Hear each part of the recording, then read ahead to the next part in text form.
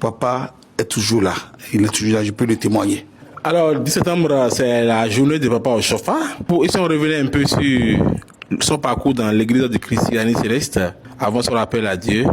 Et comment est-ce que vous voyez l'église aujourd'hui avec la manifestation de l'esprit de Dieu de Papa Oshofa? Oui, et c'est très difficile de parler des 38 années de ministère de Papa Oshofa. Même si on se mettait à écrire des livres, hein, on va écrire 10 tomes, 20 tomes, on ne finira jamais de parler de Papa Oshofa. Chacun à son niveau essaye de raconter le pan, une partie de l'histoire de Papa Oshofa qu'il connaît, qu'il a connaissance. Personne ne peut jamais dire, raconter toute l'histoire. Il n'y a pas celui-là qui peut raconter intégralement, même ces femmes, même ces enfants qui étaient âgés, chacun, c'est ce que tu as vécu que tu vas raconter.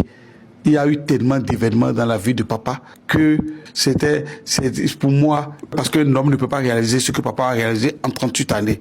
Pour moi, c'est Jésus qui a pris corps avec papa pour opérer ces miracles, ces prodiges. C'est extraordinaire, c'est extraordinaire. Donc, personne ne peut raconter totalement l'histoire de papa, tellement l'histoire est dense et riche. C'est comme les évangiles, hein. Où Matthieu a mis l'accent sur ce qu'il veut, Luc a fait ce qu'il veut, Jean et puis Marc, ainsi de suite. Exactement, exactement. Tout cela résumé. Et pour moi, la vie de papa, c'est comme si Dieu voulait confirmer les évangiles.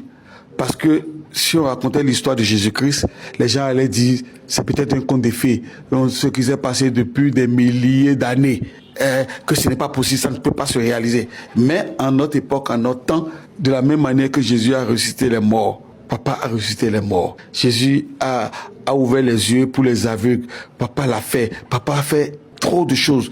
Comparaison n'est pas raison. On ne peut pas comparer Papa Oshofa à Jésus. Mais pour moi, Dieu a voulu que cela soit possible afin de nous confirmer, de nous attester que l'histoire qu'on a racontée sur Jésus et sur les évangélistes, ce n'est pas des histoires, c'est des réalités dont nous avons vécu avec Papa Oshofa. Mais aujourd'hui, comme vous le demandez, l'Église est toujours à sa place. Le Saint-Esprit continue toujours d'agir dans l'Église du christianisme céleste. Vous partez sur n'importe quelle paroi de l'Église, même dans les fins fonds, dans les pays où vous ne pouvez même pas imaginer.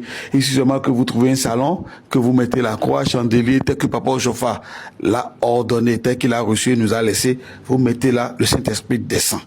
Donc l'Église est à sa place. Mais nous les hommes, c'est les êtres humains qui sont dans l'Église. C'est nous qui avons des problèmes. Problèmes de leadership, problèmes de ci, problèmes de ça.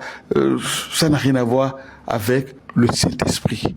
Le Saint-Esprit qui a fait fonder l'Église est toujours dans son Église. Il agit encore puissamment dans son Église. La belle preuve, depuis que papa est parti, depuis 39 ans, tous les jours, nous baptisons les gens. Tous les jours, les stériles vont dans l'église céleste, elles accouchent, elles tombent enceintes, elles enfantent. Tous les jours, on a mis les malades dans l'église, les malades sont guéris. Tous les jours, Dieu opère des miracles dans toutes les paroisses. Donc l'église est à sa place. C'est les hommes qui sont là. Et ces hommes-là, nous sommes tous que des passagers. Nous allons partir un jour tous. Mais l'église va toujours rester là.